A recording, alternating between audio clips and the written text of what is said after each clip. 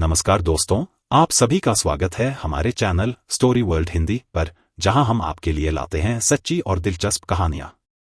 आज की कहानी है एक ऐसे पिता की जिसने समाज और परिवार की इज्जत की खातिर अपनी बेटी की बेरहमी से हत्या कर दी। ये कहानी है प्यार, परिवार और खौफनाक फैसलों की। तो आइए इस दिल दहला देने वाली कहानी को विस्तार से जानते हैं। जुलाई 2015-2022 की सुबह थी। मोहल्ले में अब तक अधिकांश लोग जाग चुके थे। घर के सभी सदस्य उठ गए थे, लेकिन नगीना को अपनी बड़ी बेटी रुचि नहीं दिखाई दी तो उसने आंगन में बैठे पति मनोज से पूछा, रुचि बिटिया कहाँ है? इस पर मनोज ने बताया कि ऊपर कमरे में सो रही है, अब तक नीचे नहीं उतरी है। उसे जगाने के लिए मां नगीना ने आवाज दी, लेकिन उसने कोई जवाब नहीं दिया। इस पर मां जीना चढ़कर पहली मंजिल पर बने कमरे में गई। दरवाजा धकेल कर जैसे ही कमरे में घुसी, उसके मुंह से चीख निकल गई। कमरे में खून फैला हुआ था। वहां रुचि मरी पड़ी थी। उसके ऊपर बोरी पड़ी हुई थी। रुचि की मौत की बात सुनते ही घर में कोहराम मच गया। चीख पुकार का शोर सुनकर आसपास के लोग भी आ गए। मनोज की जवान बेटी की अचानक मौत होने से मोहल्ले में सनसनी फैल गई। रुचि की लाश देख उसकी मां और भाई बहन बिलख बिलख कर रो रहे थे। मोहल्ले की महिलाओं ने उन्हें किसी तरह संभाला। पड़ोसियों ने हत्या की सूचना पुलिस को दे दी। घटना की जानकारी होते ही थाना प्रभारी नरेंद्र शर्मा, सीओ, सिटी, अभिषेक श्रीवास्तव पुलिस टीम के साथ वहां पहुंच गए और घटनास्थल का निरीक्षण किया। सूचना दिए जाने पर एसपी ग्रामीण अखिलेश नारायण सिंह भी आ गए। फोरेंसिक टीम को भी वहां बुला लिया गया।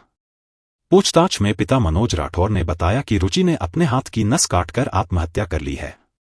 उसने बताया कि वह उसकी शादी के लिए लड़का तलाश रहा था, जबकि वह दूसरी जाति के युवक से प्रेम करती थी और उससे शादी करना चाहती थी। हम लोगों ने गैरबिरादरी के लड़के के साथ शादी करने से मना कर दिया था। इस बात से वह नाराज हो गई और उसने हाथ की नस काटकर आत्महत्या कर ली। इस पर एसपी ग्रामीण ने ऊपर बने कमरे में जाकर लाश का निरीक्षण किया। कमरे में लाश बोरे से ढकी थी। हालात कुछ संदिग्ध लगे। बोरा हटाया तो रुचि के गले के पास भी खून दिखाई दिया। गौर से देखने पर पता चला कि उसका गला भी कटा हुआ है। इससे स्पष्ट हो गया कि रुचि की हत्या की गई है। पिता की बातों से शक होने पर पुलिस ने बिना देर किए उसे हिरासत में ले लिया और उसे थाने ले गई। मनोज ही अपनी बेटी का हत्यारा था। इस बात पर किसी को भरोसा नहीं हो रहा था कि सीधा सादा दिखने वाला मनोज इतनी बेरहमी से बेटी की हत्या कर सकता है।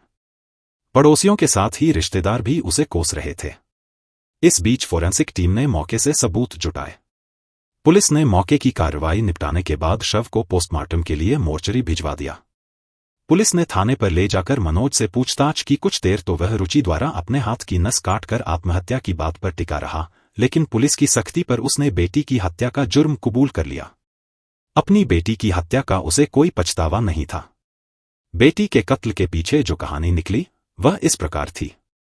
उत्तर प्रदेश में कांच की नगरी के नाम से प्रसिद्ध फिरोजाबाद जनपद के थाना उत्तर के तिलक नगर इलाके में रहने वाला मनोज कुमार राठौर एक चूड़ी कारखाने में काम करता था। घर में पत्नी नगीना के अलावा 3 बेटियां और 1 बेटा था। वैसे मनोज मूल रूप से मक्खनपुर थाना क्षेत्र के गांव अंगदपुर का रहने वाला है। उसके माता पिता और भाई गांव में ही रहते हैं। कुछ साल से वह तिलक नगर में अपना मकान बनाकर परिवार के साथ रह रहा था। मनोज का बायां हाथ लगभग 10 साल पहले थ्रेशर मशीन में आ जाने से कट गया था। एक हाथ कटने के बाद भी मनोज परिवार के भरण पोषण के लिए चूड़ी कारखाने में काम करने लगा। परिवार की आर्थिक स्थिति ठीक नहीं थी, इसलिए अब घर पर ही चूड़ी जुड़ाई का काम उसकी पत्नी नगीना करने लगी थी। बड़ी बेटी रुचि 9वीं कक्षा में पढ़ रही थी। उसकी पढ़ाई बंद कराकर उसे भी इसी काम में लगा दिया। वह चूड़ियों पर नग लगाने का काम करती थी। रुचि इस काम से अपना खर्चा भी निकाल लेती थी। घटना से 6 महीने पहले की बात है। अपनी सहेली के जन्मदिन की पार्टी में शामिल होने रुचि उसके घर पहुंची थी। जन्मदिन में थाना एटा के ग्राम पिलुआ निवासी फोटोग्राफर सुधीर पचौरी फोटो खींच रहा था। रुचि ने भी उससे अपनी सहेली के साथ तरह तरह के पोजों में फोटो खिंचवाए। सुधीर उसका अनगढ़ सौंदर्य देख ठगा सा रह गया। रुचि को भी एहसास हो गया कि सुधीर उसे कैमरे की आंख से देख रहा है।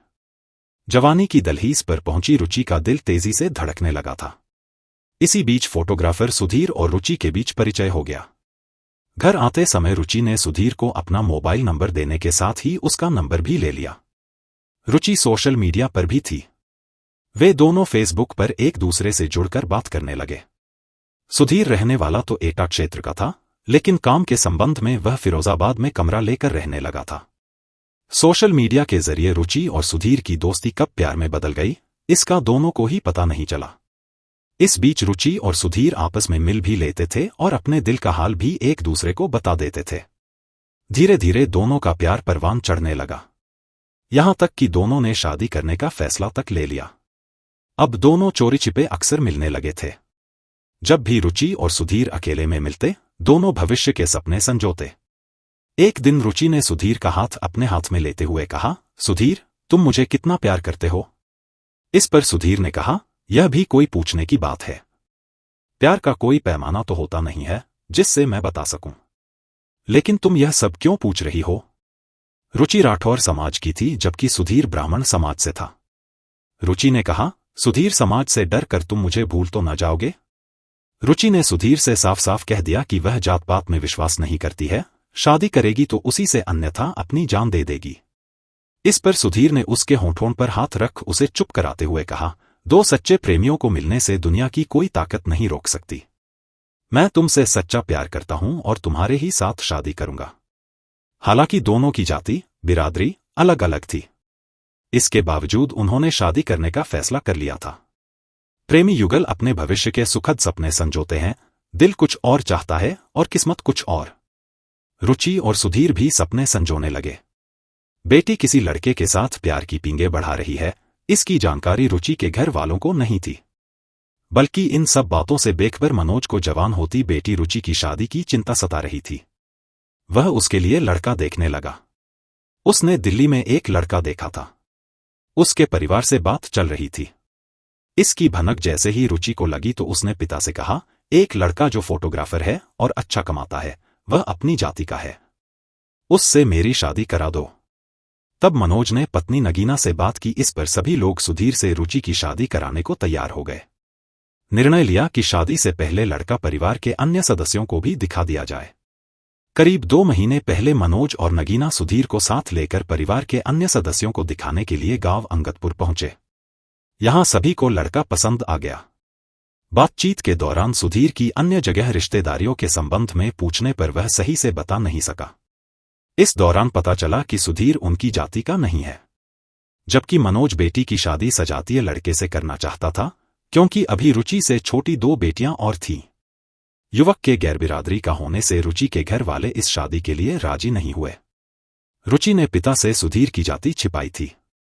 जाति छिपाने वाली बात से मनोज बेटी से नाराज हो गया और गुस्से में आ गया था।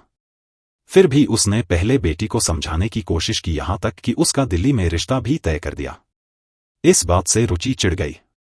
रुचि ने पिता द्वारा तय की गई शादी करने से इनकार कर दिया।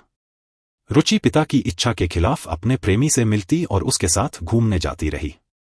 इसी बीच 11 जुलाई 2022 को रुचि ने सुधीर को घर बुलाया। कुछ समय घर पर रहने के बाद वह दोस्त के घर जाने की बात कहकर चला गया। देर शाम सुधीर फिर से घर आया और रात को घर पर ही रुक गया। देर रात रुचि और सुधीर को मनोज ने एक कमरे में बाहों में बाहें डाले बातचीत करते देख लिया। रात के समय एकांत में बैठकर दोनों का बातचीत करना उसे अखर गया। उसने इस बात का विरोध किया। रुचि को यह सब नागवार गुजरा।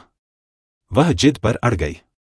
उसने अपने पिता से कह दिया कि वह शादी करेगी तो सुधीर से, और यदि आपने विरोध किया तो वह सुधीर के साथ कोर्ट मैरिज कर लेगी। इस बात से परिवार में कलह रहने लगी। बेटी की यह हरकत उसे नागवार गुजरी। इस बात ने आग में घी का काम किया। 2 दिन से मनोज सो नहीं सका था। बेटी की हरकत उसकी आंखों के सामने बार बार घूम रही थी। उसे समाज में अपनी बदनामी का डर सता रहा था। तब उसने एक खौफनाक निर्णय ले लिया। वह बाजार से एक आरी खरीद कर लाया और उसे घर में छिपा कर रख दिया। मनोज की योजना की भनक तक नगीना और घर के अन्य सदस्यों को भी नहीं लगी। घर के निचले तल पर 3 कमरे और किचन है, वहीं ऊपरी मंजिल पर 2 कमरे हैं। गुरुवार 14 जुलाई 2022 की रात को मनोज के परिवार के सभी सदस्य सो गए थे। नगीना दोनों बेटियों व बेटे के साथ कमरे में सो गई। उसने रुचि को भी अपने साथ सोने को बुलाया था, लेकिन वह ऊपरी मंजिल पर बने अपने कमरे में सोने चली गई। जबकि मनोज जीने के सामने चारपाई पर लेट गया, लेकिन मनोज की आंखों से तो नींद उड़ चुकी थी। आधी रात के बाद मनोज दबे पांव अपनी चारपाई से उठा। उस समय कूलर चलने के कारण कमरे में सो रही पत्नी नगीना को कुछ पता नहीं चला। मनोज ने लाई हुई आरी उठाई और सीढ़ियां चढ़कर रुचि के कमरे में पहुंचा। उस समय वह गहरी नींद में सो रही थी। मनोज ने सो रही रुचि के सिर पर पहले डंडे से प्रहार किया, जिससे वह अचेत हो गई। इसके बाद आरी से उसका गला रेतकर हत्या कर दी। हत्या को आत्महत्या का रूप देने के लिए मनोज ने रुचि की कलाई की नस भी काट दी। बेहोशी के कारण न तो रुचि चीख सकी और न अपना बचाव कर पाई। हत्या के बाद उसने शव को बोरे से ढक दिया। मनोज ने बेटी की हत्या करने के बाद खून से सने हाथों को धोया। बेटी का गला रेतकर सुकून की नींद सोता रहा। फिर सुबह के समय वह अपने गांव अंगदपुर गया और वहां रुचि के मोबाइल को रखकर वापस घर आ गया था। यह जानकारी जब नगीना और मोहल्ले के अन्य लोगों को हुई तो सभी आश्चर्यचकित रह गए कि मनोज ने बेटी का कितनी चालाकी से कत्ल कर दिया और किसी को इसका एहसास तक नहीं हुआ कि एक बाप ऐसा कर सकता है। नगीना ने पति मनोज के खिलाफ बेटी की हत्या करने की रिपोर्ट दर्ज कराई। 15 जुलाई 2022 को पुलिस ने मनोज की निशानदेही पर हत्या में प्रयुक्त आरी बरामद कर ली। शनिवार 16 जुलाई को उसे न्यायालय में पेश किया गया, जहां से उसे जेल भेज दिया गया। प्रेम विवाह के प्रति आज भी परिवार और समाज का दृष्टिकोण बदला नहीं है। खासकर दो अलग अलग जातियों के प्रेमियों का मिलना तो और दुश्वार कर दिया जाता है। यही इस घटना में भी हुआ। दोस्तों, यह कहानी हमें बताती है कि प्रेम और समाज के बीच संघर्ष कभी कभी कितना भयावह रूप ले सकता है। किसी की जान लेने से न तो समाज का भला होता है और न ही परिवार का। हम सभी को चाहिए कि हम अपने बच्चों के फैसलों का सम्मान करें और उन्हें सही मार्गदर्शन दें। ऐसी ही और दिलचस्प कहानियों के लिए जुड़े रहिए हमारे चैनल स्टोरी वर्ल्ड हिंदी के साथ। अगर आपको यह कहानी पसंद आई हो तो इसे लाइक करें, शेयर करें और हमारे चैनल को सब्सक्राइब करना न भूलें। धन्यवाद।